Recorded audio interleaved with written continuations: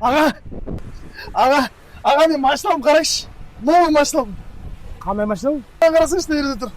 Аға қараңызшы қандай новый машина ғой маған. Қарай. Қой, сандаршы болсын. Аға, мына машина қарайыншы хотя бы.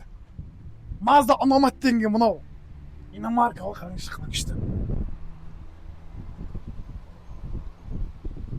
Болмайды бұл. Қоя салсайшы. Машина мінем де қап өзінше.